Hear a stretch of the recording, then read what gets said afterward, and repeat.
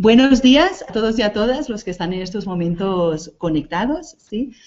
El objetivo de esta sesión es un poco darles la bienvenida a la iniciativa, agradecerles sobre todo el interés que han mostrado, ¿no?, en la iniciativa y en sumarse, contarles un poco de qué se trata esta iniciativa y contextualizar el por qué nació, ¿no?, y cómo desde del Programa de Naciones Unidas para el Desarrollo lo que pretendemos que salga de la misma y, bueno, y animarlos y explicarles un poco cuál va a ser la dinámica de estas 8 semanas que empiezan hoy y animarles, pues, a que la vayan siguiendo y a que no la abandonen, ¿no?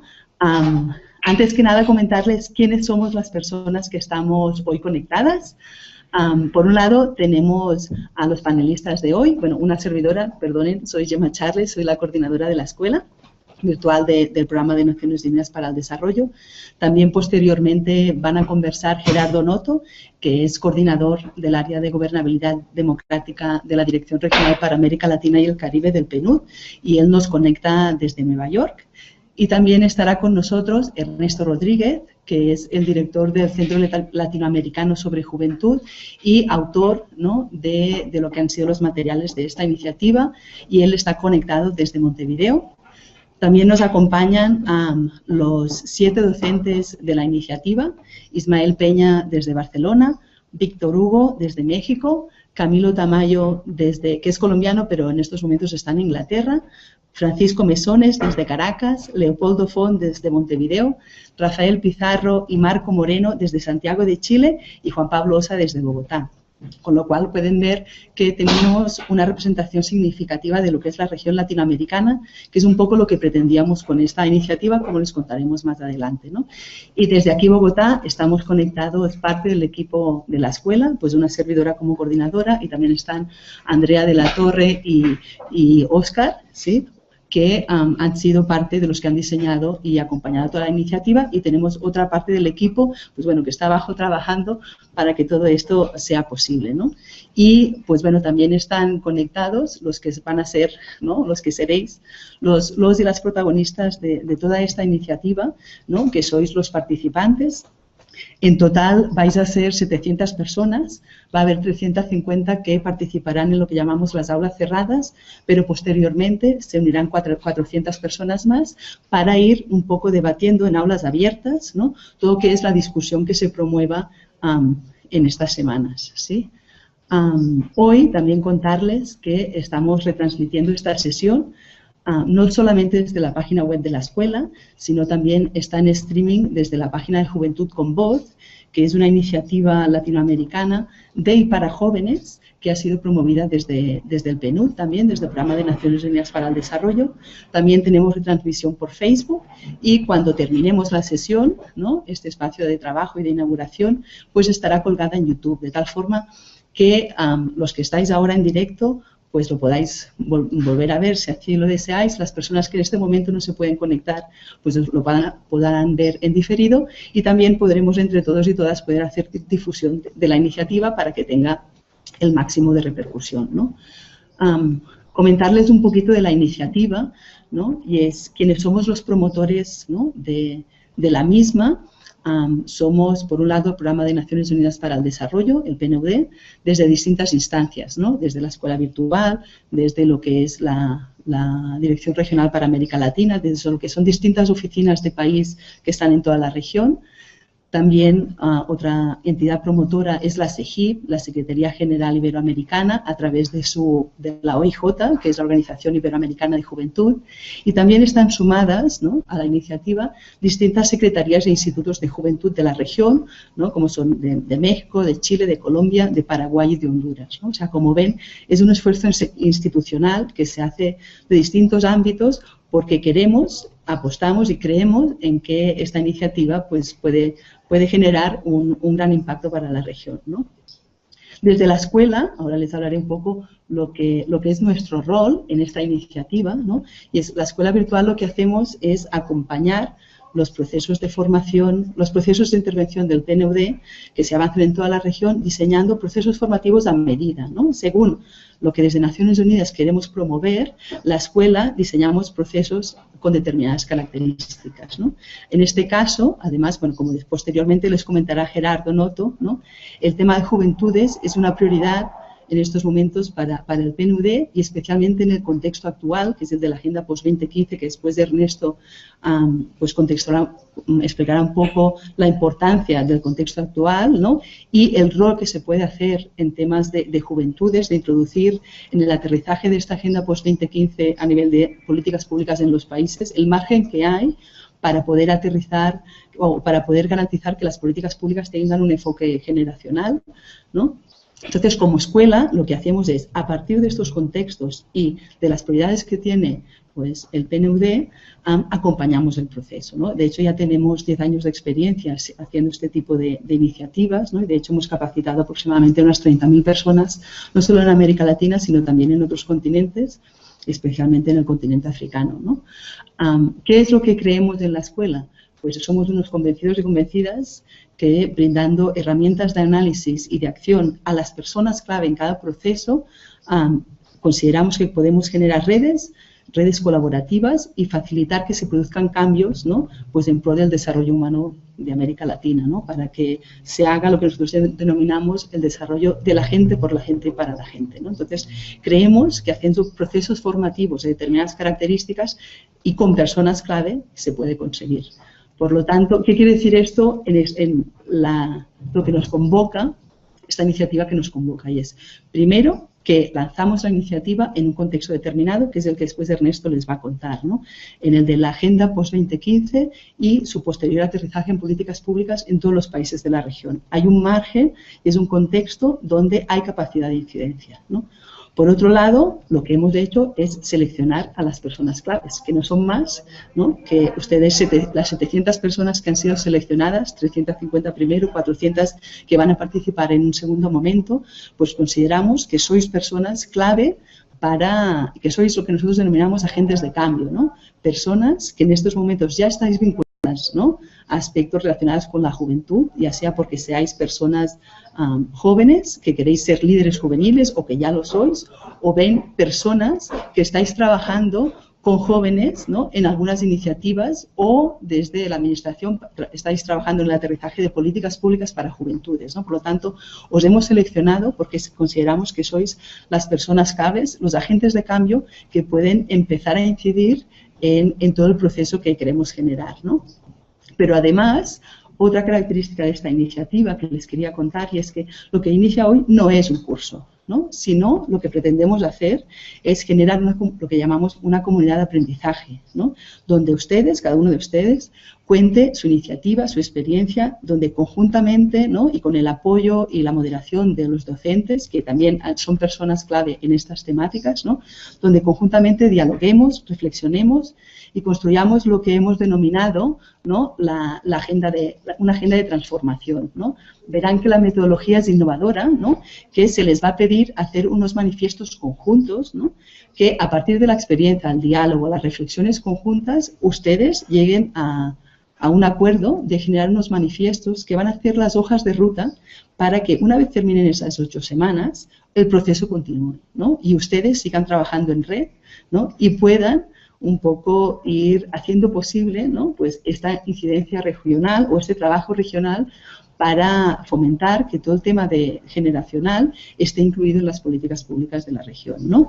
Entonces, yo creo que sin más, pues animarles que durante estas 8 semanas que dura este proceso, ¿no?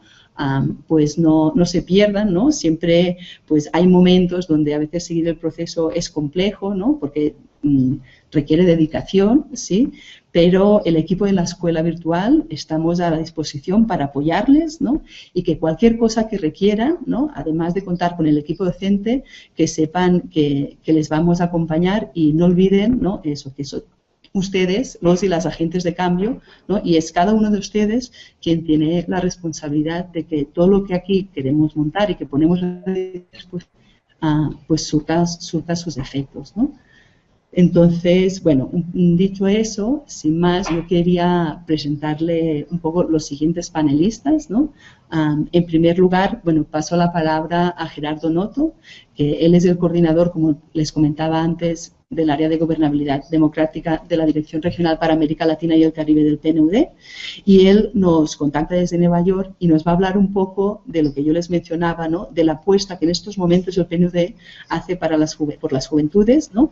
Y lo que son las expectativas y desafíos que tenemos en esta nueva agenda del desarrollo. Sin más, Gerardo Noto, te paso la palabra. Bueno, muchas gracias, Gemma. Es un gusto estar con ustedes hoy y compartir esta sesión inaugural de una actividad de desarrollo de capacidades, de capacitación muy importante. Hemos trabajado junto a la escuela, impulsando la escuela en muchas de estas iniciativas, y ellos han apoyado mucho de los programas, no solamente en juventud, con pueblos indígenas, con afro, género, seguridad. Es realmente un instrumento muy útil para promover los temas de la agenda de desarrollo en la región, y por lo tanto una alegría particular poder estar en este momento compartiendo algunas reflexiones en esta sesión inaugural. Como decía Gemma, voy a hablar sobre los temas de juventud, pero me gustaría hacer un cierto análisis de cómo vemos la democracia en la región, cómo vemos los temas de gobernabilidad, para partir de allí vincularlos con los temas más directamente de participación e inclusión de la juventud y de las juventudes. Cuando nosotros me refiero a Naciones Unidas, el Programa Nacional para el Desarrollo, mira los temas de gobernabilidad o los temas de la democracia, lo vemos desde una perspectiva muy natural en nosotros, que es una perspectiva de derechos. Como ustedes saben, las Naciones Unidas, tanto en su accionar en temas de derechos humanos, como seguridad, o particularmente en temas de desarrollo, tiene un mandato que busca proteger, promover, impulsar un efectivo goce de los derechos humanos en su conjunto, a toda la población. Y en el caso de los temas de gobernabilidad, usamos este concepto de ciudadanía, que básicamente pone al sujeto como ciudadano, como titular de derechos. Y en esta perspectiva de ciudadanía, nosotros hablamos, y lo vamos haciendo con mucha intensidad en la región particularmente, pero tiene su vinculación al trabajo que se hace en todo el mundo, de un concepto que es el concepto de democracia de ciudadanía. Lo que intenta es, cuando nosotros, en un trabajo liminar que desarrolló este análisis en el año 2004, que fue el primer informe regional de la democracia, cuando miramos a la democracia en la región, vemos que ha habido muchos avances en las últimas décadas, y la situación ha seguido avanzando en la última década en particular también. Y lo que sí constatamos es que no solamente desde el punto de vista valorativo, de esta perspectiva de derechos, sino también de la propia ciudadanía, la población demanda, es una democracia que va mucho más allá de la práctica del voto. Lo que nosotros llamamos la democracia electoral es un componente fundamental que hace al proceso de selección de las autoridades, que hace a la vinculación entre ciudadano y gobierno y Estado, pero que es mucho más que eso. Y lo que la democracia occidental plantea es que no solamente la persona es un votante, sino que es un ciudadano y tiene derechos no solamente políticos, sino también civiles, económicos, sociales, culturales, individuales y en algunos casos colectivos, como en el caso de los pueblos indígenas. Entonces, esta democracia de ciudadanía es una visión mucho más integral, y lo que el trabajo nuestro, tanto en temas de desarrollo, como en temas de derechos, como en temas de gobernabilidad, busca es precisamente promover el efectivo goce de estos derechos, impulsar políticas públicas que den respuesta a las demandas ciudadanas, pero siempre mirando al ciudadano como sujeto y como un actor clave y fundamental en el proceso del desarrollo humano, como nos gusta denominar, el desarrollo humano sustentable, y en los temas de gobernabilidad. Ahora, cuando miramos a la región hoy, y en esto el PNUD América Latina sistemáticamente ha desarrollado una serie de estudios que ocultan la visión de la democracia por parte de los ciudadanos, cómo ven su funcionamiento, cómo es su valoración de las políticas públicas o del desempeño de los gobiernos, qué rol asignan a la propia ciudadanía y de la manera en que manifiesta este que llamamos ciudadanía, o el ejercicio de esos derechos o la demanda por esos derechos.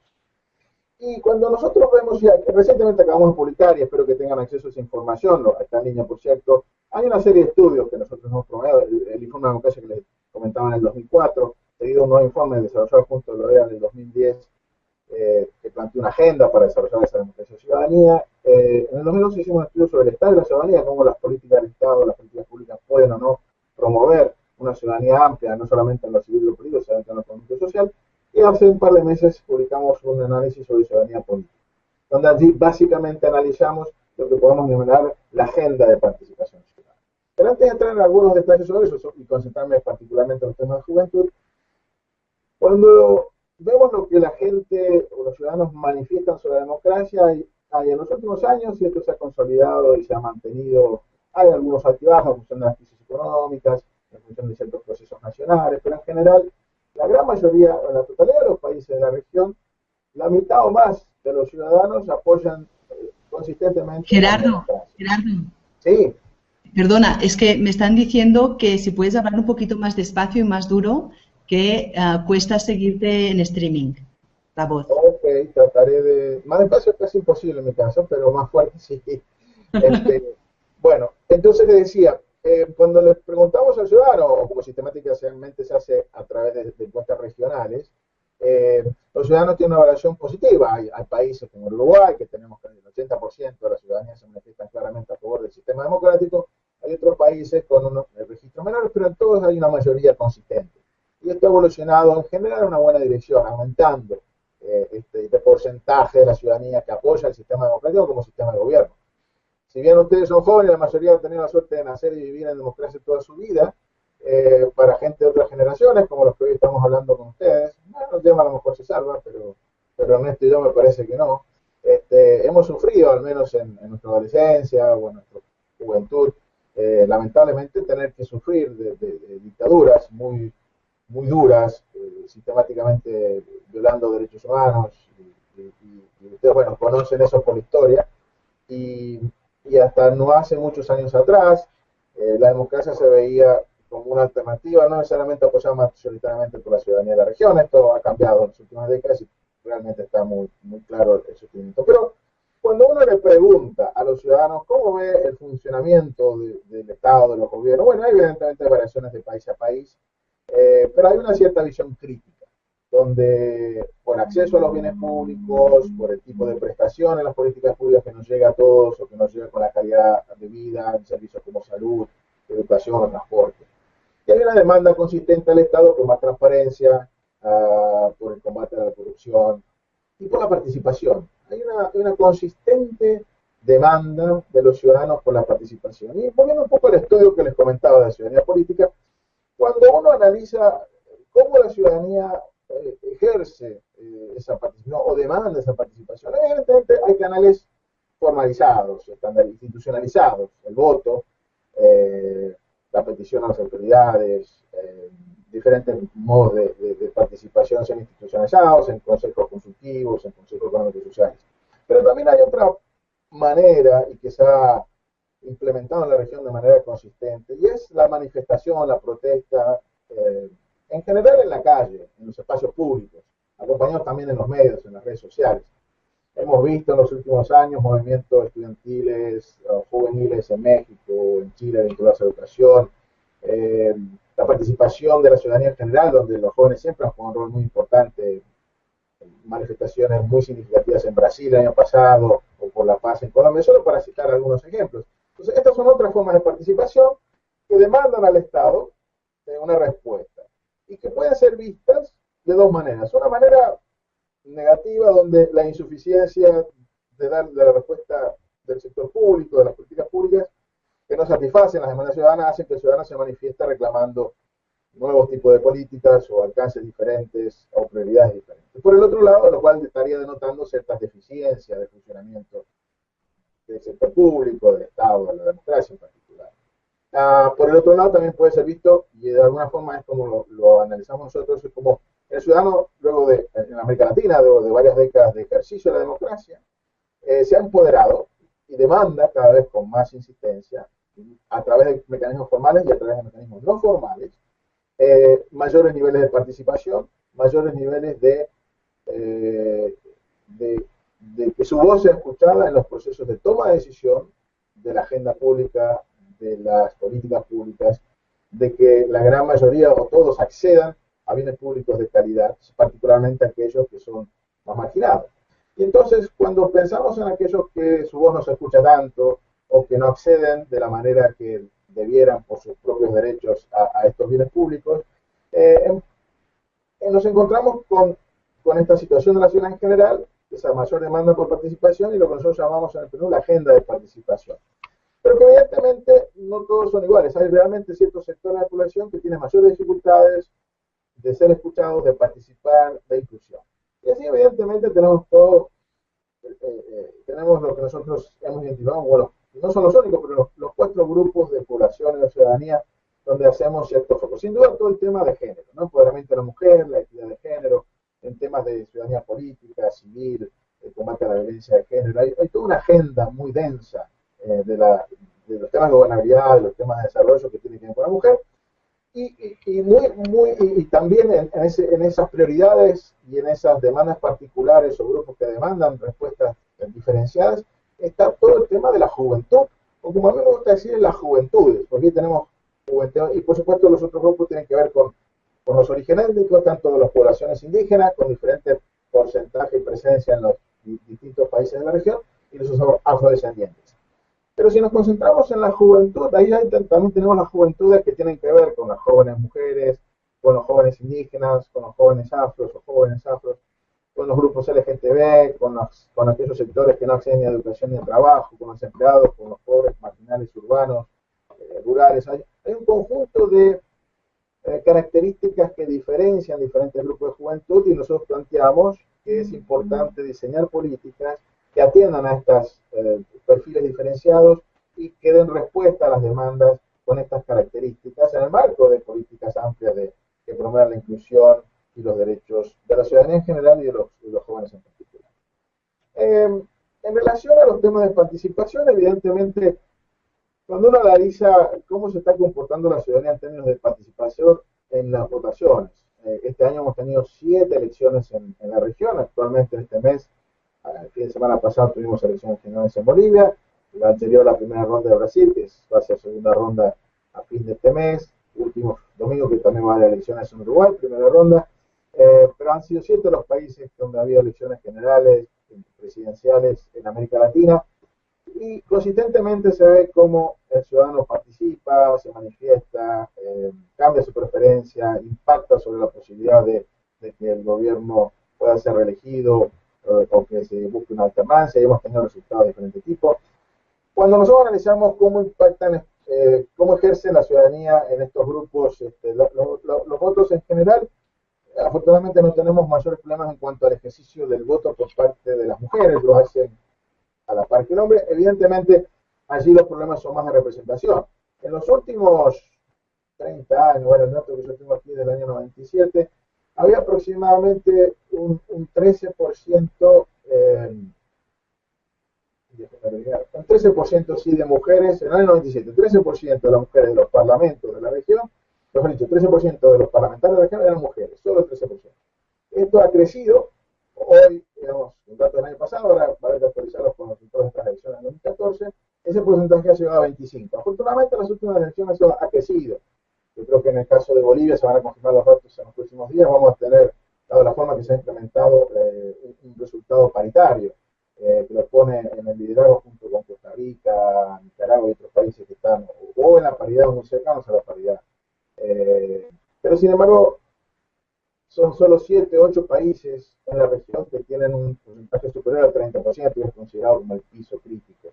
Y el ideal, por supuesto, es la paridad. O sea, cuando uno analiza el conjunto de los países de la región, muchos todavía tienen porcentajes muy bajos, en torno al 10-15%, menores al 20%. Pero donde sí quiero subrayar particularmente, se ve con preocupación, es la participación juvenil. Si bien los jóvenes participan en las movilizaciones, intervienen activamente en redes sociales, en movimientos de voluntariado, en organizaciones civiles, a la hora de analizar de cómo están ejerciendo su derecho a votar, ahí lamentablemente hemos detectado una tendencia, lo que podemos llamar una propensión negativa al voto juvenil. Hay países donde esta baja participación es muy marcada, por ejemplo Chile, a pesar de que ha crecido mucho en la representación juvenil en el Congreso en las últimas elecciones, Y hay otros países, pero todos los países en menor o menor medida, los jóvenes están manifestando una propensión negativa a votar, o sea que están perdiendo interés y muchas veces no ejercen ese derecho a votar. Evidentemente, cuando vemos la otra cara de la moneda, o sea, cuánta representación, cuántos jóvenes son electos representantes, realmente ahí los números son muy bajos. También usando el dato de los parlamentos, menores de 30 años son escasamente más, no sé, es 1.8, hicimos un análisis en el año 2013, evidentemente hay que actualizar con las elecciones de este año, solo 1.8% hombres jóvenes y menos de 0.7% mujeres menores de 30 años, cuando esa cifra la llevamos a menores de 40 años, andan en torno al 15%, menos de un tercio solo mujeres, o sea que inclusive las mujeres jóvenes tienen más dificultad en ser representadas, como en general en el resto de los espacios de poder. Entonces vemos con preocupación esa dimensión y cómo de alguna manera encontramos en estas acciones de desarrollar capacidades de liderazgo, de liderazgo emergente en la juventud, en estos grupos que mencionaba, es fundamental y por eso el rol que está jugando el PNUD y otros actores, fortaleciendo las capacidades del Estado para dar mejores respuestas en términos de políticas de inclusión y participación.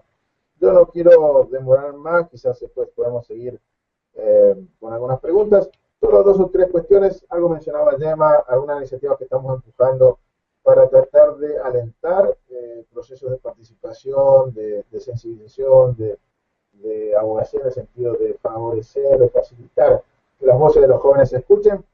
Hemos desarrollado desde el pasado este instrumento virtual, o mejor dicho, apoyado, un instrumento que han desarrollado los propios jóvenes desde Juventud con Voz, una plataforma que permite intercambiar información, debates, capacidades o materiales para desarrollar capacidades, y es un instrumento también de comunicación donde permanentemente estamos difundiendo, como en este caso, una serie de acciones destinadas fundamentalmente a los jóvenes.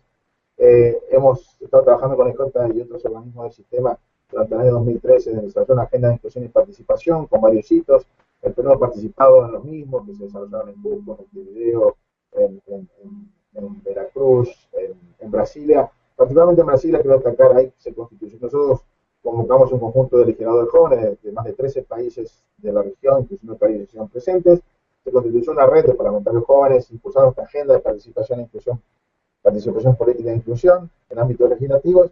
Estamos organizando una segunda reunión que se desarrollaría a principios de diciembre en Bogotá.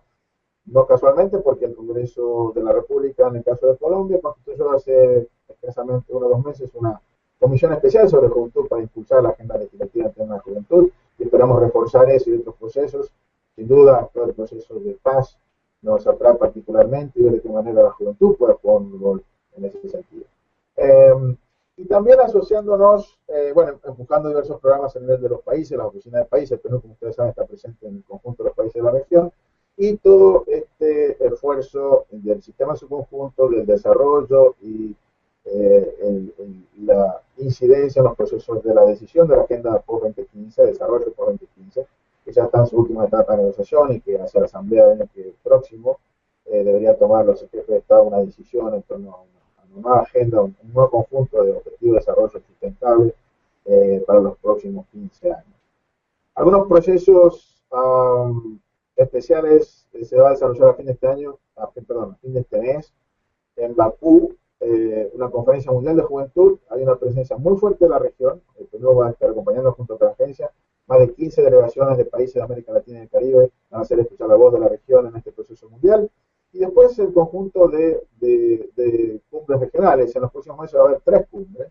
En diciembre en Veracruz, la cumbre iberoamericana, donde junto a la IJ vamos a estar presentes como en otras versiones anteriores, acompañando la voz y la demanda de los jóvenes. En enero se va a desarrollar la cumbre de la CELAC, donde también el tema de juventud está presente y los temas de participación. Y de cara a la cumbre de las Américas, que se realiza cada 3 años, la próxima va a ser en abril de 2015 en Panamá, el PNUD junto a la OEA estamos impulsando la preparación de un evento, una cumbre de juventud, que va a llevar la voz de los jóvenes de la región, en este caso de todo el continente americano, a interactuar con los jefes de Estado que se reúnen, como ustedes saben, cada presentación. Solo para mencionar algunas de las iniciativas, como bien decía Gemma, los aliento fuertemente a aprovechar esta ocasión para desarrollar sus capacidades, para fortalecer su liderazgo y adoptar en profundidad este compromiso de que como ciudadanos ciudadanos que tienen un rol fundamental en todos los procesos de cambio. Evidentemente, los jóvenes son un elemento dinamizador, participan, y es importante también ver de qué manera podemos fortalecer de que no se pierda esa capacidad de participar, no solo en algunas formas no institucionales, sino también consistentemente en procesos institucionalizados, o sea, ejerciendo el derecho de voto, participando en partidos políticos, en organizaciones de diferente naturaleza, y también promoviendo la posibilidad de que los liderazgos emergentes accedan a posiciones de poder institucionalizadas en el Parlamento o en otros ámbitos del Estado, tanto a nivel nacional como subnacional. Vamos a acompañar este esfuerzo de empoderamiento de la juventud, de participación e inclusión, y bueno, nos congratulamos de esta iniciativa y estaremos acompañando y a disposición para hacer el máximo aprovechamiento de esta instancia, como de los otros instrumentos y posibilidades y ámbitos de participación que le comentaba. Yo entonces me detengo aquí y quedo pendiente para completar con alguna pregunta. Gracias. Perfecto, Gerardo. Muchas gracias, ¿no?, por contarnos pues la apuesta conceptual del PNUD, de cómo se ve todo el tema de democracia y ciudadanías y lo que es el tema de ciudadanos responsables, ¿no?, todo lo que es el contexto de lo que es la región latinoamericana en las temáticas de participación, ¿sí?, y la participación de jóvenes especialmente, y todo lo que es el trabajo. También comentarles que muchas de estas conferencias y estaba mencionando Gerardo, ¿no?, que el PNUD ha estado acompañando, que se han hecho a nivel de la región, pues estos temas los estamos ahí contextualizando pues durante estas 8 semanas para ir viendo un poco cómo el trabajo que hacemos en este espacio virtual puede alimentarse y alimentar lo que son estos encuentros, ¿no?, iberoamericanos, latinoamericanos de jóvenes, ¿no?, para ver cómo se va interactuando entre ambas actividades, ¿no?, lo que es la virtual que estamos haciendo aquí y lo que es la realidad del contexto en la región, del contexto institucional, ¿no? Ahora, bueno, comentarles que nos han estado llegando preguntas, ¿no?, agradecerles las preguntas que han llegado. Si les parece, por eso, lo que haremos es primero que hable Ernesto, que haga su exposición, y al final vamos a ir un poco respondiendo las preguntas que nos están llegando, ¿no? Ernesto Rodríguez, como les comentaba, es el director del Centro Latinoamericano sobre Juventud y además ha sido el autor de lo que son los materiales pedagógicos que ustedes se van a encontrar en esta iniciativa. Él nos contacta desde Montevideo y la idea de su exposición es que Ernesto un poco nos cuente el contexto en el que nos encontramos en cuanto a temas de políticas públicas, jóvenes, Agenda 2015, ¿no?, cómo este contexto es propicio, ¿no?, para iniciar y lanzar una iniciativa como esta y qué rol de todos y todas podemos jugar al respecto, ¿no? Ernesto, te paso la palabra. Bueno, muchas gracias. ¿Sí me escuchan? ¿Aló? Sí, se te escucha bien. Bueno, yo sí. Las otras personas, en principio, entiendo que sí. Bueno, buenos días a todos y a todas. Es un gusto enorme estar con ustedes en este espacio.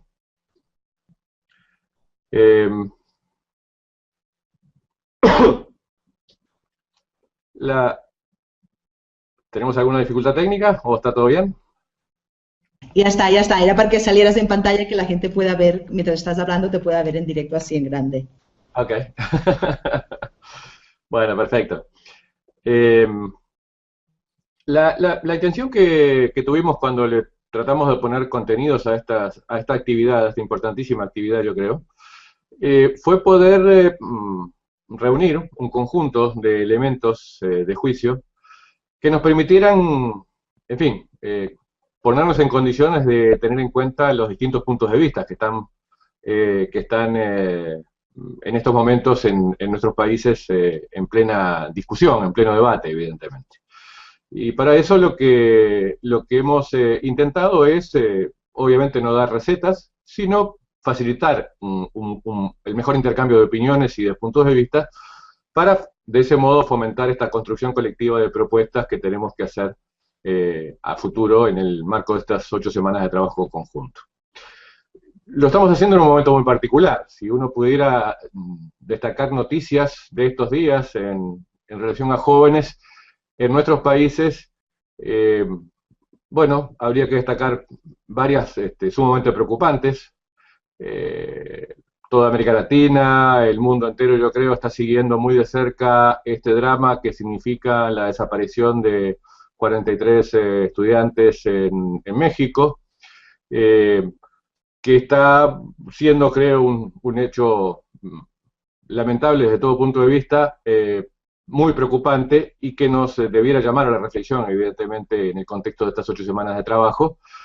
No es un hecho aislado, nos pasa en muchos sitios que los jóvenes tienen este tipo de dificultades, este tipo de enfrentamientos con nuestros estados nacionales o estaduales o municipales, etcétera, según los casos, en un contexto donde además sectores adultos, partidos de ciertas orientaciones, partidos políticos de ciertas orientaciones, plantean también tomar medidas más estrictas, más drásticas respecto a algunos jóvenes en particular, como, en fin, por mencionar otro hecho a modo de noticia, ayer se hizo aquí en Montevideo la que yo creo que fue la manifestación más grande que ha habido de jóvenes y acompañadas por adultos, por cierto, de los últimos 10 a 15 años por lo menos, centralmente vinculada con una campaña, con un plebiscito que va a haber junto con las elecciones nacionales a fin de este mes, vinculado con una propuesta de bajar la edad de imputabilidad penal para los adolescentes que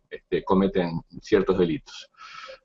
Fue una manifestación muy grande, una demostración muy clara de el rechazo a esa medida, al menos de ese número enorme de manifestantes que habían en la calle, que creo que es otra imagen importante a tener en cuenta en términos de lo que está pasando hoy en día en nuestros países en más de un sentido. Podríamos repetir o podríamos replicar ese tipo de imágenes por muchos otros países de la región y veríamos que entonces estamos en una situación bastante paradójica, porque mientras por un lado los jóvenes están siendo convocados a participar, están siendo tenidos en cuenta en muchos eventos internacionales, están siendo centralmente, digamos, convocados al desarrollo de ciertas iniciativas programáticas, etcétera. En paralelo tenemos este tipo de situaciones donde realmente los problemas que se plantean son realmente muy, muy complicados. Yo creo que es una gran contradicción porque evidentemente la relevancia de los jóvenes es algo indiscutible, tanto cuantitativa como cualitativamente. Desde el punto de vista cuantitativo estamos ante la mayor generación joven de toda la historia demográfica de nuestros países, con diferencias entre países evidentemente, y desde el punto de vista cualitativo estamos ante la generación de jóvenes más y mejor calificada para poder, digamos, encarar los desafíos del desarrollo humano en comparación con cualquier otra generación anterior. Por tanto, desde ese punto de vista, la relevancia del tema es sin duda indiscutible. Pero, reitero, son temas en debate, son temas en disputa, como se plantea en varios de nuestros países, y creo que es importante asumir de ese modo los trabajos de estas 8 semanas en las que vamos a estar interactuando conjuntamente en el marco de esta actividad. Nosotros quisimos proponer por lo menos algunas ideas orientadoras respecto a cómo encarar estos debates, tomando algunas definiciones que nos parecían más o menos importantes a modo de propuesta, obviamente para facilitar estos debates. En primer lugar, alguna reflexión en torno a qué entendemos por jóvenes.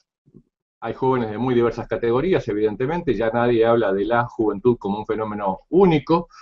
Se asume en el discurso al menos la diversidad de situaciones que existen en esa materia, entre jóvenes rurales y urbanos, hombres y mujeres, pobres y ricos, pertenecientes a grupos étnicos, a orientaciones sexuales diversas, en fin. Eso está muy asumido en el discurso, aunque no tanto en la práctica concreta de las políticas públicas, evidentemente. Pero lo que sí está claro es que ya no estamos hablando de los jóvenes como un grupo de edad, simplemente. Creo que hoy en día hacemos una referencia mucho más clara a que los jóvenes, para hablar de jóvenes hay que situarlos en el tiempo y en el espacio de la mejor manera posible en la materia, asumiendo esta diversidad de situaciones para poder, digamos, responder de la mejor manera desde las políticas públicas a los problemas y a las expectativas o las demandas que se identifiquen en cada caso particular. Por tanto, creo que ahí hay una primera definición que nos importaba poner en común. Tenemos textos que hacen cierto análisis al respecto, lo vamos a ver en las próximas semanas con más calma, pero allí hay una primera definición que nos parecía importante compartir también en esta primera parte introductoria de estas actividades. Del mismo modo, algunas definiciones referidas a lo que entendemos por movimientos juveniles, un tema que está siendo crecientemente analizado por la creciente presencia de movimientos juveniles en la escena pública en nuestros países, y que nos parece también muy importante. Nosotros allí hicimos, el año pasado publicamos un libro haciendo un análisis bastante particular en la materia. Planteamos un concepto básico que nos parecía importante compartir en este momento, y es que muchas de las irrupciones juveniles de los últimos tiempos en América Latina parecen ser más movidas que movimientos. Y nos parece que esto es un elemento que vale la pena también incorporar a nuestros debates en estas próximas semanas. Entendiendo por movimientos grupos más estructurados, con definiciones más precisas, permanentes en el tiempo, etcétera, y entendiendo por movidas, manifestaciones más concretas, más puntuales, más informales. No quiere decir que sean menos relevantes, ni mucho menos, yo creo que al contrario, lo son mucho más, pero son diferentes, digamos, a las más clásicas en la materia. Y nos parece que otro ejercicio interesante para trabajar estas 8 semanas es hacer esta distinción entre movimientos juveniles y movidas juveniles, como para poder trabajar a futuro, viendo potencialidades y límites de ambos tipos de experiencias, con las especificidades que hay en cada país, evidentemente, que son muy diversas y muy importantes en todos los casos. Y también quisimos hacer unas primeras definiciones acerca de qué entendemos por políticas públicas en general y por políticas públicas de juventud en particular, porque nos parece que allí hay una necesidad también de que nos pongamos de acuerdo por lo menos en los modos en que vamos a debatir este tipo de cosas en estas 8 semanas de trabajo conjunto. La idea básica es que podemos hablar de políticas públicas, o podemos hablar de políticas de gobierno, o podemos hablar de políticas de Estado. En fin, hay muchas formas de manejar este tipo de cosas. Podemos hablar de políticas, de programas, de proyectos, de planes. En fin, hay muchas y muy diversas acepciones en la materia. Nosotros quisimos asumir una perspectiva amplia que cuando hablamos de políticas públicas en plural estamos refiriendo a un conjunto muy amplio de intervenciones en las que están involucrados un conjunto muy amplio de actores, no solamente los organismos de gobierno, sino también muy especialmente la sociedad civil.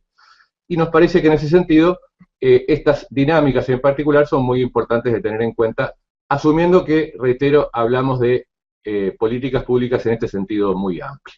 Y cuando lo aterrizamos en el campo de las políticas públicas de juventud, estamos proponiendo, también como orientación para estos debates, que distingamos 2 grandes conjuntos de políticas públicas de juventud. Por un lado, lo que llamamos las políticas sectoriales de juventud, esto es, las políticas que se llevan adelante en el campo de la educación, de la salud, del empleo, de la prevención de la violencia, del fomento de la participación, etcétera, etcétera. Y por otro lado, lo que hemos dado en llamar las políticas integradas o con enfoques transversales de juventud. Queriendo asumir en este sentido que, estamos hablando más bien de acciones o de conjuntos de iniciativas programáticas que llevamos a cabo, por ejemplo, en el campo de la generación del conocimiento, o de la formación de recursos humanos, o el desarrollo de campañas comunicacionales, o en el diseño de planes integrales, o de políticas nacionales en su conjunto, etcétera, con este enfoque más integrado e integral que dista de ser la simple suma de las políticas sectoriales que antes mencionábamos. En este contexto, nos ha parecido pertinente plantear que del análisis que hemos venido haciendo en las últimas décadas en América Latina, parece muy lógico afirmar, parece muy,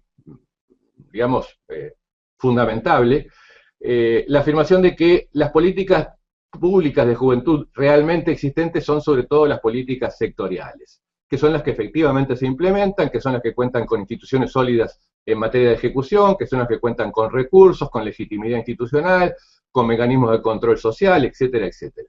Y que en cambio las políticas transversales o las políticas integradas de juventud están más en el campo del diseño, de la definición, del discurso, pero todavía cuesta mucho implementarlas efectivamente en la práctica. Nos parece que es un punto de partida con el que podemos arrancar estos debates para ver hasta dónde efectivamente estas cosas son así o no en cada uno de nuestros contextos específicos, porque evidentemente van a haber muchas particularidades a rescatar en el marco de estas 8 semanas de trabajo conjunto. Yo reitero, creo que estamos además ante la necesidad de asumir la diversidad. Estamos en un ámbito de trabajo conjunto, común, en el que estamos opinando, reflexionando, aportando desde países diferentes, desde regiones diferentes, desde sociedades diferentes. y por tanto hay que ponerle a todas estas cosas todos los matices y todas las especificidades que correspondan en la materia. Y me parece que eso es muy importante, es muy relevante, porque evidentemente enriquece nuestra construcción colectiva de propuestas hacia el final de estas actividades que estamos empezando a desarrollar. Me parece que en ese contexto habría que hacer algunas distinciones gruesas, por lo menos en la materia. Una de ellas es la que diferencia bastante notoriamente, por un lado, lo que son la mayor parte de los países de América del Sur, por un lado, y por otro lado, la mayor parte de los países de América Central, del Caribe y México por el otro. Creo que en materia económica estamos hablando de situaciones distintas, evidentemente, lo que implica que hay más o menos recursos para invertir en políticas públicas en un contexto y en otro. Esto no es neutro, evidentemente, pero que además, si lo llevamos al plano más político, más institucional, etcétera, también podemos hablar con matices importantes de un cierto predominio en América del Sur de experiencias que el PNUD ha llamado digamos, ha calificado con el rótulo de neodesarrollistas, hablando de casos como Brasil, como Uruguay, como Bolivia y algunos otros, de países que siguen teniendo una impronta mucho más neoliberal en su gestión, del estilo de lo que podrían ser quizás los ejemplos más claros, el de México, el de Colombia, y algunos el de Panamá, y algunos otros por el estilo. Mi impresión es que esto también condiciona mucho los debates que podamos impulsar a futuro, porque en el marco de estas semanas de trabajo conjunto, porque tiene implicancias y consecuencias directas en el campo de las políticas de juventud. Por ejemplo, yo mencionaría solamente algunos ejes que me parece importante que vayamos conversando en estas semanas de trabajo conjunto. Para algunos sectores, en algunos países más que en otros, y para algunas instituciones más que en otras, los jóvenes son un simple grupo de riesgo, por ejemplo, mientras que para otros, los jóvenes son, ante todo, sujetos de derecho. Y creo que esto marca un parteaguas muy importante en cuanto a cómo encaramos la lógica de las políticas públicas de juventud. Si asumimos que los jóvenes son un grupo de riesgo, las políticas públicas van a tratar de limitar esos riesgos, atender sus consecuencias, prevenirlos, etc. Si asumimos que los jóvenes son sujetos de derecho, las políticas públicas de juventud deberían asegurar la vigencia de tales derechos y, por tanto, funcionar de otra manera totalmente distinta. Y así, creo que podríamos enumerar muchas otras cosas que en los textos que hemos compartido están mejor explicadas, pero me parece que son como los ejes que deberíamos poder identificar efectivamente a futuro. Yo creo que no sería bueno, no hace a la realidad, me parece, decir los países con enfoques neodesarrollistas trabajan con enfoque de derechos, los países con enfoques neoliberales trabajan con enfoque de riesgo. Me parece que la realidad es mucho más compleja. Creo que en todos nuestros países conviven los dos tipos de enfoques, de riesgo y de derechos. Distintas instituciones de los mismos gobiernos trabajan con esos dos enfoques, distintas organizaciones de la sociedad civil también, y por tanto me parece que hay que complejizar el análisis para poder sacar conclusiones pertinentes, útiles para el trabajo futuro en materia de construcción de alternativas y de propuestas en la materia. Desde ese punto de vista, yo diría, hemos querido incorporar también algunos contrapuntos en el campo de las políticas públicas, comparando la dinámica en el campo de la juventud con, por ejemplo, el campo de las políticas vinculadas con la mujer. Y allí creo que hay una propuesta, una idea fuerza que también ponemos a consideración de quienes están participando de esta iniciativa, que es decir, en lo que hemos hecho en el campo de la juventud y lo que hemos hecho en el campo de la mujer, hemos utilizado estrategias totalmente diversas, totalmente diferentes. Por un lado, las mujeres sobre todo, y en el campo de las políticas públicas al respecto, se ha trabajado con la lógica de incorporar perspectiva de género al conjunto de las políticas públicas. Por supuesto, las mujeres han tratado de favorecer a las propias mujeres en muchos ámbitos en particular, pero se trata de mirarlo desde la perspectiva de género, desde un ángulo mucho más integral y mucho más estructural en la materia. En cambio, en el campo de la juventud, nos hemos dedicado básicamente a construir espacios específicos para la participación y para los jóvenes en su conjunto. Hemos creado institutos de la juventud, consejos de la juventud, parlamento joven, tarjeta joven, clubes juveniles y un largo etcétera en la materia. Que en muchos casos, cuando nos hemos dado a evaluar este tipo de experiencias, hemos constatado que son estos espacios específicos para la juventud aíslan mucho más de lo que integran efectivamente a los jóvenes. Si esto es así, una consecuencia práctica podría ser decir hasta dónde no deberíamos a futuro trabajar con un enfoque que priorizara el incorporar perspectiva generacional al conjunto de las políticas públicas y relativizar esta idea de construir espacios específicos para la juventud.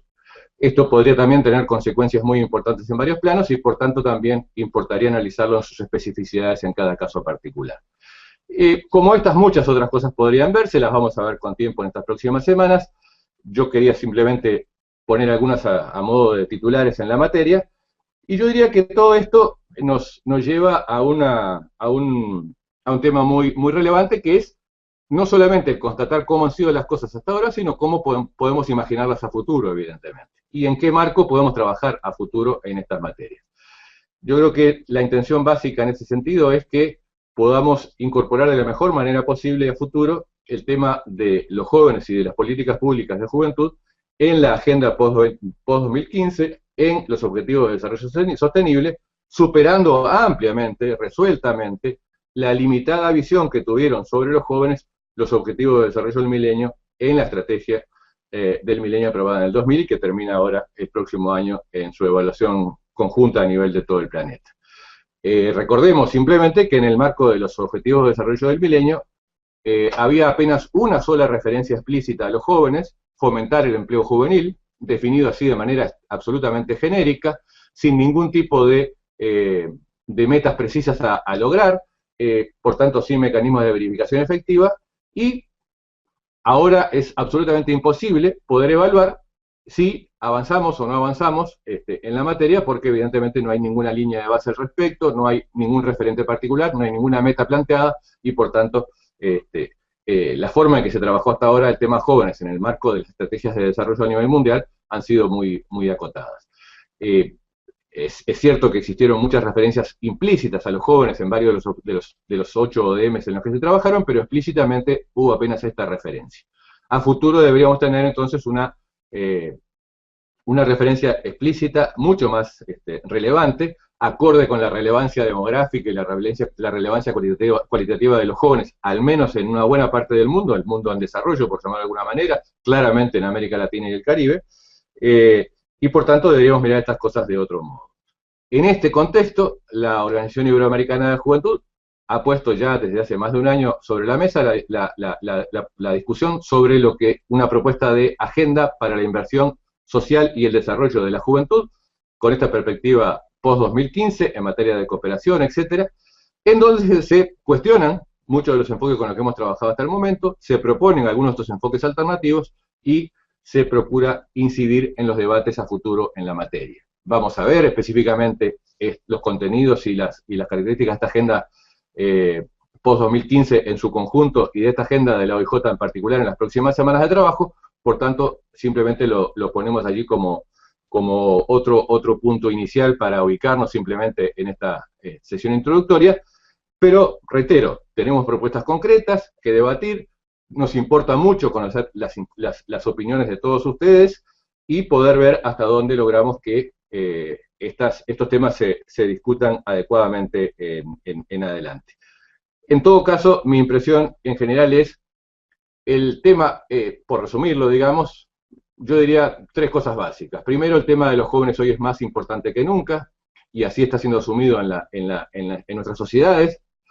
Segundo, eso no se hace de manera homogénea ni de manera proactiva en todos los casos. Hay disputas muy fuertes en materia de enfoques respecto a cómo trabajar el tema jóvenes. Para algunos la prioridad es controlarlos, para otros es promover su participación activa.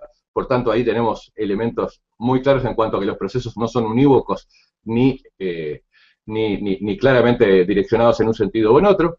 Y en tercer lugar, yo diría, estamos ante la necesidad de que muchos de los acuerdos que tenemos asumidos en el discurso se puedan plasmar en cosas muy concretas y muy operativas, en campos tan amplios como la Agenda Post-2015 en su conjunto, como en temas o en ámbitos mucho más específicos como cuánto y de qué modo invertimos en juventud en nuestros presupuestos nacionales, municipales, etcétera, para saber efectivamente de qué se trata cuando hablamos de que los jóvenes son una prioridad o no lo son efectivamente. Por tanto, yo diría que allí tenemos como ciertos elementos que nos van a permitir en estas 8 semanas de trabajo conjunto analizar estos temas en profundidad, buscar ciertos consensos y formular las propuestas que consideremos más pertinentes para que hacerlas llegar a los ámbitos que correspondan, para que de ese modo nuestra incidencia sea la mayor y la mejor posible en todo este proceso. Muchas gracias.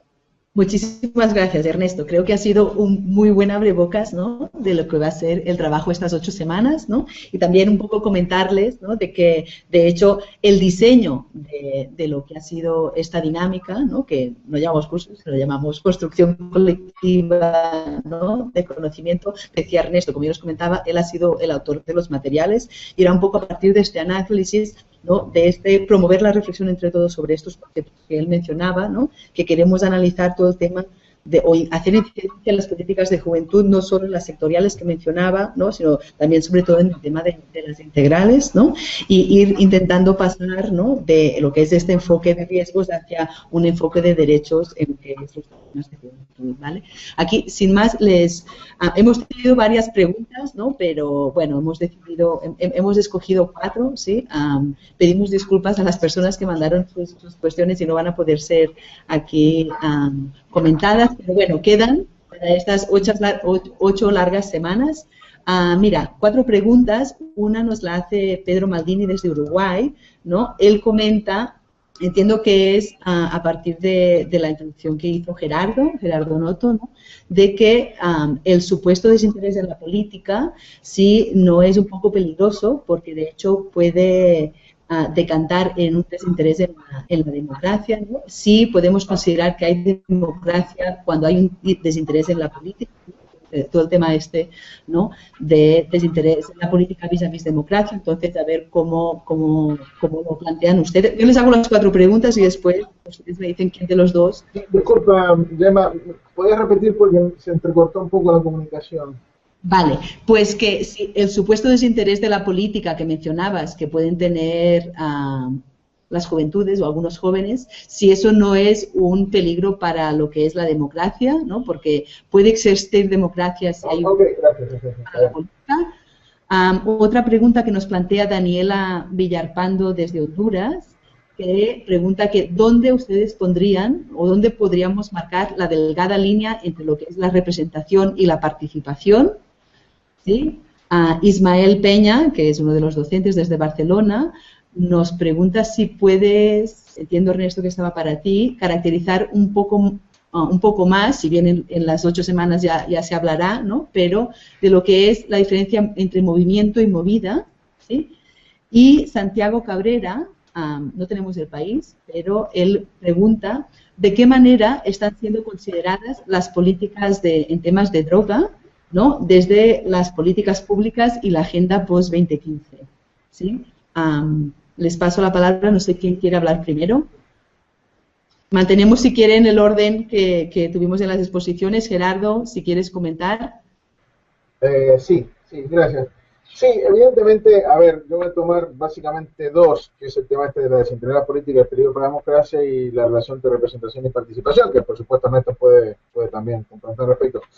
Mira, evidentemente, como yo comentaba, vemos con cierta preocupación esta cierta desafección, desinterés, en ciertas dimensiones de la participación. Creo que esto es importante también destacar, o sea, los jóvenes participan de diversas maneras. De alguna forma, a través y en el marco de esta tecnosociabilidad, usando las nuevas tecnologías, las redes sociales, con algunas formas de voluntariado, pero sí hay una cierta consistencia, sobre todo más marcada en algunos países que en otros, de rechazo a la participación política formal en partidos, muchas veces, como digo, inclusive en el mismo ejercicio del voto. Y en algunos casos está llegando a algunos guarismos o porcentajes preocupantes. En general, en la región todavía hay unos porcentajes significativos de participación electoral y que es un componente importante de la legitimidad, sobre todo de origen, en cuanto a la conformación de los gobiernos democráticos. Ahora, evidentemente hay, como decía, críticas sobre determinados aspectos del ejercicio de la política pública en distintas dimensiones y muchas de las contradicciones muy bien nos marcaba Ernesto.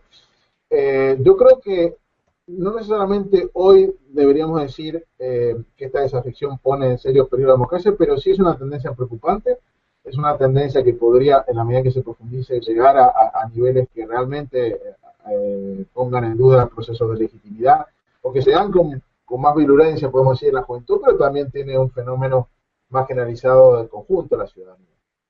Y entonces, de esa manera, creemos que es fundamental desarrollar políticas activas y acciones por parte del Estado, por parte de los actores de la sociedad y en el caso nuestro de Gobierno de Cooperación, para, para impulsar procesos por el cual se revierta esta tendencia y generar mecanismos innovadores de ampliar la participación en sus diversas manifestaciones y de articulación por parte de demanda de la ciudadanía en general, y en este caso la Junta en particular, con los procesos de toma de decisión del Estado. Ahora, en relación a la pregunta de representación y participación, evidentemente, no solamente en América Latina, sino en el mundo en su conjunto, hay lo que se ha llamado en los últimos años, ya hace un tiempo, pero lo que se denomina como crisis de representación, donde la ciudadanía encuentra dificultades en percibirse y efectivamente sentirse representado por actores que ejercen esa representación a través de los partidos políticos. En el marco legislativo, yo no los compartimos con ustedes, pero hay una sistemática visión crítica a los actores públicos, sean partidos o congresos, donde de alguna forma los partidos y la ciudadanía debería ser representada de bajos niveles de confianza, de crítica, que son muy superiores inclusive a otros organismos públicos, a otros actores públicos. Y por lo tanto, de alguna forma, esta falencia en la representación, paralelamente buscan ser solventadas con mayores mecanismos de participación. Evidentemente hay una dialéctica entre representación y participación, no necesariamente opuesta. La visión que nosotros tenemos es complementaria. Aparte, en el marco de este ciudadano más empoderado, que reclama ya no solo ser mejor representado, lo cual lo continúa haciendo, entonces ahí hace falta ampliar los espacios, digamos, ampliar los actores de la representación con lo que podemos denominar liderados emergentes, digamos, más mujeres, más jóvenes, más representantes de grupos étnicos o de poblaciones como las poblaciones indígenas, ejerciendo posiciones de representación y de autoridad y por lo tanto contrastando o mejor dicho superando de alguna manera esta crisis de representación ante sociedades más heterogéneas, ante los ciudadanos mucho más empoderados y que reclaman mejor representación y más participación. Mejorar, ampliar la representación es una solución importante y en ese sentido estamos impulsando con diversas acciones, pero también este ciudadano que reclama y que demanda a través de vías institucionales y no institucionalizadas, demanda nuevos mecanismos para que esta participación se canalice, se articule, alimente los procesos de toma de decisión. Entonces hay que de alguna forma dar respuesta a las dos preocupaciones, una representación más acorde a las sociedades heterogéneas que tenemos y mecanismos de participación que complementen los mecanismos formales de la democracia liberal representativa y que de alguna forma la fortalezcan. Las respuestas que se han visto en los países son diversas, algunos avanzan con diferentes instrumentos de democracia participativa, pero en general siempre en el marco de las instituciones representativas que también están siendo por diversas formas tratando de ser mejor o más representativas de estas sociedades heterogéneas. Ahí los jóvenes, sin duda, como bien decía Ernesto, tanto cualitativa como cuantitativamente, están llamados a ejercer un rol fundamental. Y, como decía, si bien los porcentajes de representación, por lo menos a través del indicador de los parlamentos, es bajo, afortunadamente ha venido mejorando, aunque todavía hay muchísimo más por hacer. Perfecto, gracias. Ernesto, si quieres comentar las otras preguntas. Sí, perfecto. Yo diría lo siguiente, me parece que sobre el desinterés en la política, por mencionar solamente un aspecto más que creo que es importante tener en cuenta, la encuesta iberoamericana de juventud, lejos de mostrarnos desinterés por la política en los jóvenes, nos muestra un interés muy grande por la política. Lo que pasa es que es un interés, digamos, por cierto estilo de hacer política. De lo que hay distancia, creo, en los jóvenes es de las formas actualmente vigentes de hacer política, porque las critican por todas sus limitaciones, evidentemente. Pero les interesan los asuntos públicos, les interesa la participación, les interesa mucho, digamos, desde ese ángulo más general, este tipo de cosas. Y por sobre todas las cosas, tienen una imagen del futuro muy optimista, que es otra cosa que nos sorprendió bastante en la encuesta iberoamericana de juventud. Por tanto, creo que hay como hay un contrapunto también en ese sentido, entre visiones de los propios jóvenes y de los adultos, sobre todo de las clases dirigentes de nuestros países, respecto a este tipo de temáticas, que también están, me parece, de cierta manera en disputa o en contraposición. Lo mismo yo diría en términos de lo que tiene que ver con representación y participación. Mi impresión es que en muchos casos hemos tenido experiencias concretas donde se acusa a ciertos movimientos juveniles, desde las instituciones públicas básicamente, de carecer de representatividad, porque son muy poco jóvenes, porque son grupos muy inestables, porque aparecen y desaparecen, etc. Mi impresión es que eso es y bueno, y frente a eso lo que hemos intentado hacer es tener mecanismos de elección, por ejemplo, de consejeros para armar consejos de juventud en nuestros países de manera directa, sin mediar la representación de los movimientos juveniles. Creo que eso es muy limitado y en los hechos ha demostrado que no ha funcionado efectivamente. Creo que hay que distinguir representación de representatividad. Y me parece que los movimientos juveniles, aunque no sean todos los representativos que quisiéramos que fueran, podrían sí cumplir funciones muy claras de representación en estas materias. Y me parece que es un tema importante a tener en cuenta desde todo punto de vista. Creo que de nuevo el punto clave es cuáles son los mecanismos de participación. O sea, si vamos a quedarnos en los mecanismos clásicos, seguramente vamos a seguir teniendo poca participación. Y si nos quedamos también en los nuevos, muy impulsados por los propios jóvenes, más virtuales que efectivos, digamos, o que presenciales, mejor dicho, mi impresión es que también eso tiene muchas limitaciones. Por tanto, hay que ser muy creativos en esta materia para poder imaginarnos formas de, digamos, fortalecer a futuro muchos más y muchos mejores espacios de participación, mezclando lo virtual con lo presencial de la mejor manera posible.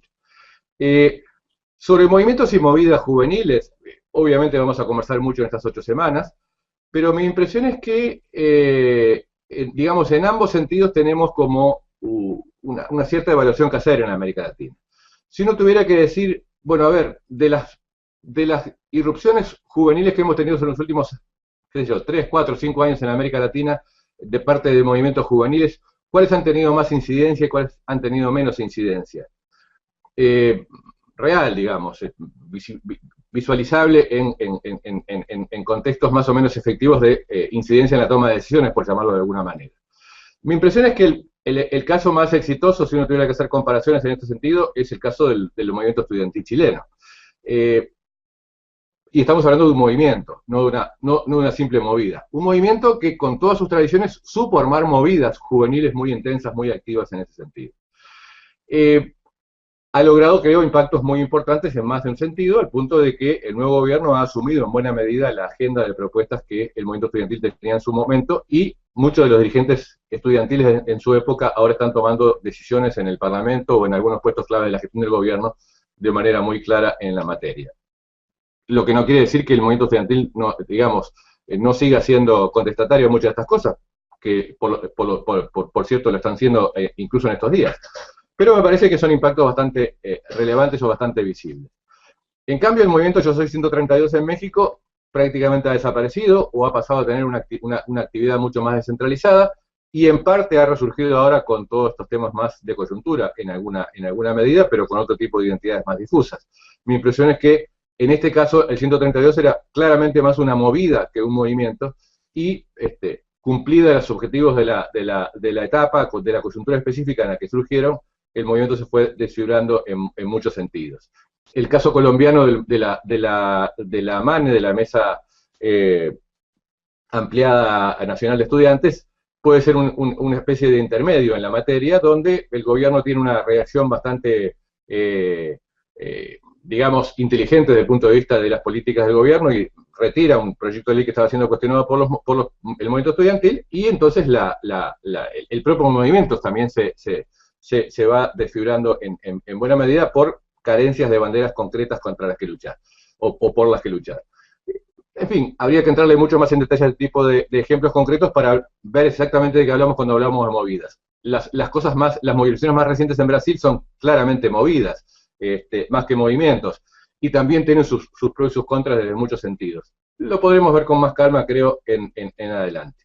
Pero yo aprovecharía esta pregunta para hacer una reflexión ligando esto con lo de políticas públicas de juventud, diciendo que me parece que otro mensaje que nos importa transmitir mucho en el contexto de estas 8 semanas de trabajo conjunto es que en políticas públicas de juventud es tan importante trabajar con jóvenes como con adultos que trabajan con jóvenes. Es tan importante trabajar con movimientos y movidas juveniles como con instituciones públicas que trabajan en el campo de las políticas públicas de juventud. Y por tanto, nos importaría que esto se tuviera centralmente en cuenta en todas estas semanas de trabajo conjunto, porque nos parece que es muy relevante. Durante mucho tiempo nos hemos dedicado a crear espacios para la participación juvenil, como dijimos, con todos sus limitantes. Durante mucho tiempo hemos trabajado en el empoderamiento juvenil, algo que hay que hacer definitivamente desde todo punto de vista y como una tarea constante, permanente, prioritaria, etcétera. Pero si en paralelo no trabajamos con los adultos que trabajan con jóvenes, si en paralelo no tratamos de incidir en cambiar las prácticas de las instituciones que implementan políticas públicas de juventud, ese empoderamiento juvenil puede terminar en una gran frustración porque las prácticas no se cambian y por tanto esto genera problemas de toda clase y tipo en la materia. Y me parece que por eso el mensaje de es tan importante trabajar con jóvenes como con adultos y es tan importante trabajar con movimientos juveniles como con instituciones públicas que trabajan en el campo en la materia. Y por último, la pregunta relativa a drogas. Yo creo que el tema drogas hay que incluirlo en un marco más amplio, que es lo que se ha dado en llamar últimamente la nueva agenda de derechos, haciendo referencia a varios temas que han estado en la agenda pública en varios países de la región últimamente, como los de matrimonio igualitario, legalización del aborto y otros temas por el estilo. Mi impresión es que estamos ante temas nuevos, muy sensibles para las generaciones jóvenes.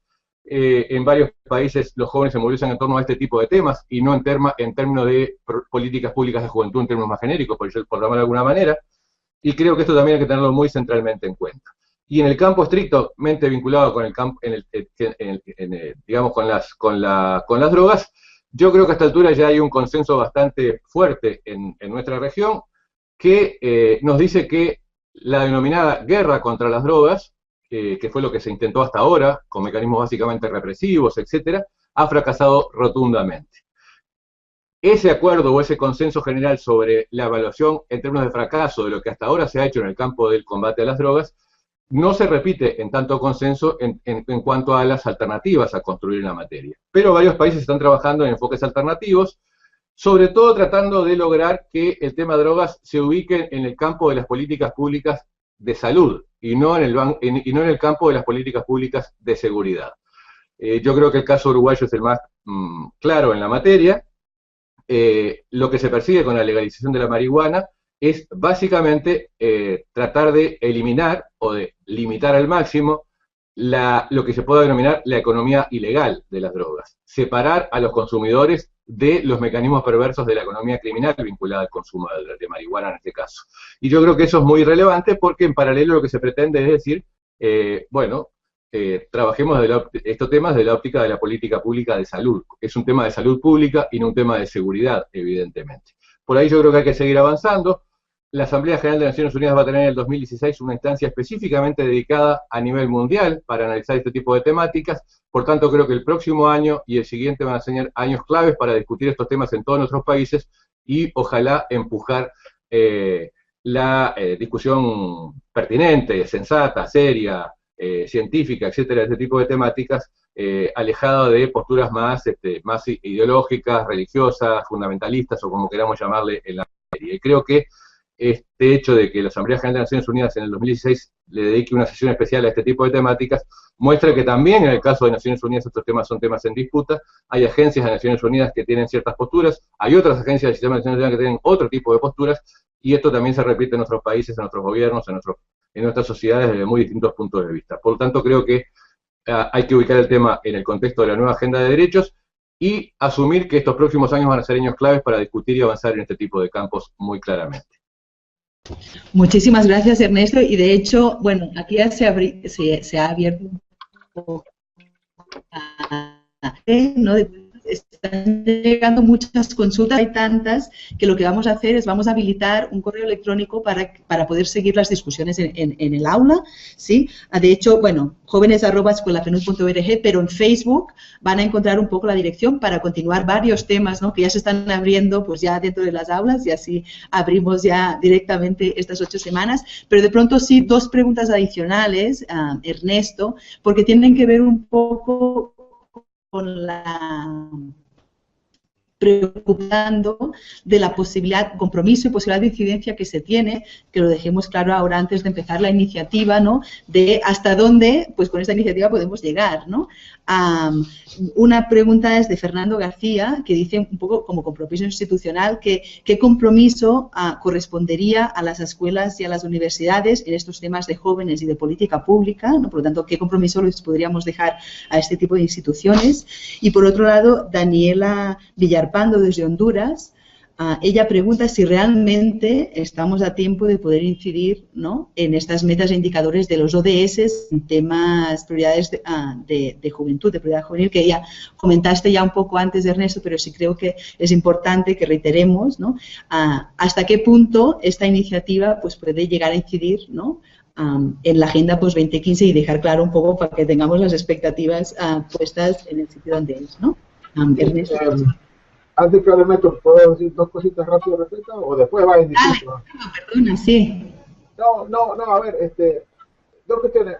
Yo creo que en los temas de desarrollo de liderazgos emergentes, por llamarlo de alguna manera, como en este ejercicio que estamos haciendo, hay que visualizar el esfuerzo más. A ver, yo me gusta usar el tema de más una maratón que una carrera de velocidad, digamos, en el sentido que es un esfuerzo de mediano y largo plazo, no para postergar, digamos, resultados en el largo y nunca plazo que se va a cumplir, sino porque, digamos, creo que son diversos sitios que permiten ir desarrollando su liderazgo, buscando articulaciones, incidencias, digamos, no es algo que uno pueda hacer de una sola vez y obtenga todos los resultados, sino que es un proceso, y por lo tanto el compromiso con el mediano y largo plazo es fundamental, lo cual no quita que haya que ir como marcando hitos y avanzando en ese sentido. El otro tema del post-2015 también me parece que no es solo que pensarlo en el periodo corto del próximo año de negociaciones, donde finalmente va a llegar a establecerse un listado de objetivos de desarrollo sustentable. Sin duda que es una etapa fundamental, los estados están en esa interacción, y por lo tanto lo que los ciudadanos planteen a sus propios estados puede y debería tener influencia. Pero yo creo que también hay que pensar esto en el largo plazo. Estos son objetivos para los próximos 15 años. Y los desafíos mayores, más allá de, por supuesto, de cuáles son los que se priorizan y se incluyen en esa lista, y ahí esperemos que directa o indirectamente, sin duda, el tema de la juventud o los temas que preocupan a la juventud tienen que estar, como ya hay varios de los que allí están presentes que responderían a esa caracterización, es los desafíos de implementación. Y ahí sin duda que eso sí que es una carrera de largo plazo, porque la implementación va a continuar de alguna manera algunos de los esfuerzos de los objetivos de desarrollo del milenio, pero deben ser más amplios, mucho más comprometidos, y por lo tanto allí sin duda que la ciudadanía en general y los jóvenes en particular están llamados a jugar un rol muy importante en interacción con sus propios estados y a través de los actores y organizaciones de la sociedad civil. Gracias. Perfecto, gracias, Gerardo. Ernesto.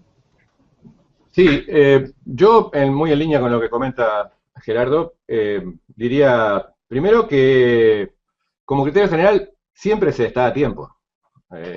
Lo peor que uno puede hacer es, la peor gestión es la que no se hace. Y entonces creo que el primer mensaje es decir, siempre estamos a tiempo. Pero claro, los plazos son plazos, las etapas son etapas, y yo diría que en este caso habría que ubicarse más o menos realistamente sobre que difícilmente haya un ODS específico para juventud. Eso es prácticamente imposible por cómo están los debates, etcétera, y cómo van los acuerdos, pero en todo caso se puede hacer un trabajo muy fuerte de incidencia para que el tema jóvenes atraviese todos los ODS de la manera pertinente y de la manera correcta en ese sentido. Y me parece que allí hay mucho trabajo para hacer en la materia. Por tanto, esto lo vamos a ver también con mucho más calma en las próximas semanas de trabajo, naturalmente, cuando los propios protagonistas de estos debates presenten el estado de situación de estas dinámicas en el seno de Naciones Unidas. Por tanto, van a haber opiniones mucho más calificadas que la mía en la materia. Pero en todo caso yo, en esta etapa inicial de nuestro trabajo colectivo, diría, siempre estamos a tiempo y hay que ver la forma de incidir de la mejor y de la mayor manera posible, siempre, evidentemente. Y para eso estamos haciendo todo este proceso. Yo creo que es un ejercicio que, digamos, persigue ese objetivo como algo fundamental, por tanto, es lo que le da razón de ser a estas 8 semanas de trabajo colectivo.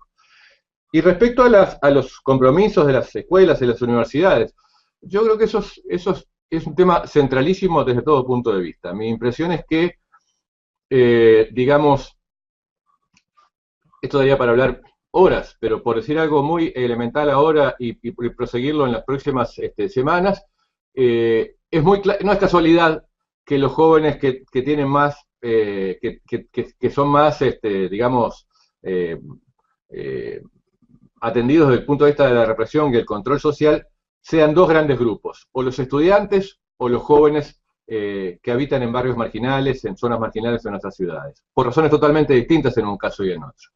Y mi impresión es que en esto las universidades tienen una gran responsabilidad a cumplir a futuro, tratando de sumarse mucho más claramente a este tipo de dinámicas nuevas en nuestros países. Hay que preocuparse, creo, mucho más en general en la educación, y en el caso de las universidades esto es igualmente relevante. La educación tiene dos grandes componentes, la enseñanza y el aprendizaje. Y en general nuestros sistemas educativos están centrados en uno de esos componentes, que es estrictamente la enseñanza. Nos preocupamos por transmitir conocimientos y nos preocupamos muy poco por los aprendizajes efectivos. Y creo que en ese sentido hay que caer en la cuenta además de que nos educamos en muy diversos contextos, no solamente en las escuelas, y hay muchos actores que tienen que participar en las dinámicas educativas, no solamente los educadores, por llamarlo de alguna manera. Todo esto creo que complejiza el ángulo para mirar estas cosas, pero es vital hacerlo porque las universidades tienen que tener un mucho mayor compromiso con la sociedad de la que forman parte, porque hay que preocuparse mucho más por los aprendizajes efectivos, porque hay que lograr que los aprendizajes, los conocimientos que se transmitan sean útiles para la vida cotidiana de la gente, y un largo etcétera en la materia. Y yo diría que, desde el punto de vista de las políticas públicas de juventud, ligándolo con este tema de las escuelas, la mejor experiencia que yo conozco para operativizar efectivamente estas instancias de articulación de esfuerzos entre muy diversas instituciones del sector público y de la sociedad civil, es la experiencia que se ha dado en llamar en varios países de escuelas abiertas. Esto es abrir las escuelas todos los fines de semana, los días feriados, los periodos de vacaciones, etcétera, para realizar toda clase de actividades lúdicas, recreativas, deportivas, culturales, convocando al conjunto de los jóvenes y no solamente a los estudiantes, involucrando a las organizaciones comunitarias del entorno de las escuelas, etcétera, etcétera, etcétera. Primeros días de diciembre va a haber en Brasilia una reunión específicamente dedicada a este tema, convocada por la UNESCO, para poner en común las 8, 10, 12 experiencias específicas que hay en América Latina en este campo, para potenciarlas a futuro. En algunos contextos de elecciones actualmente hay compromisos de varios partidos de universalizar programas en esta materia que hasta ahora han sido realizados solamente con carácter piloto, y por tanto creo que este es un tema centralísimo del trabajo nuestro de estas próximas 8 semanas, porque si vamos a tratar de contar a futuro con políticas integradas de juventud que funcionen con enfoque de derechos, etcétera, va a haber que articular muchas y muy diversas instituciones públicas y privadas, no solamente en mesas de diálogo, sino además en espacios concretos de trabajo conjunto, como pueden ser estas escuelas abiertas en ese sentido. En fin, lo dejo picando como para que podamos seguir conversando sobre esto en estas próximas semanas. Muchísimas gracias, Ernesto. Muchísimas gracias, Gerardo. Agradecimientos, o sea, hay muchas intervenciones que nos están llegando desde Facebook y Twitter, pero bueno, los seguimos en el aula porque realmente están saliendo varios temas, ¿no? Desde el conflicto en Colombia, ¿no? Y la participación juvenil, ¿no? De varios temas en distintos países. Creo que ha sido un muy buen abrebocas, ¿no? Les animamos a todos y a todas, ven que un poco las líneas de reflexión van por ahí, los diálogos irán en esta línea de los temas que estaban planteando tanto Gerardo como Ernesto, y la idea, ¿no? Es buscar conjuntamente las herramientas de incidencia, ¿no? Para, como decía Ernesto, ¿no? La peor gestión es la que no se hace, entonces es intentar hacer conjuntamente, construir lo que hemos llamado manifiestos, que no es más que una hoja de ruta de lo que sí podemos hacer para intentar, pues, esta esta incidencia, ¿no? Para intentar que las políticas de juventud, no solo sectoriales, sino también vayan siendo integrales y que vayan cambiando este enfoque que mencionaba Ernesto, pues de lo que es el enfoque de riesgos al enfoque de derechos, ¿no?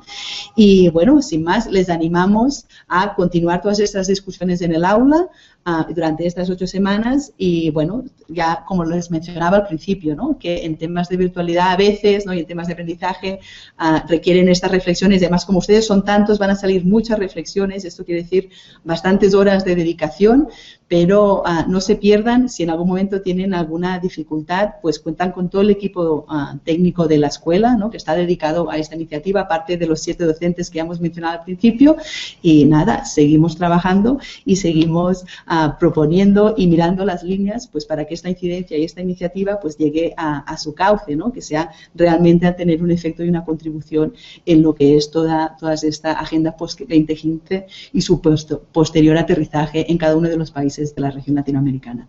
Muchas gracias y que tengan un feliz día. Chao, gracias. Chao. Gracias.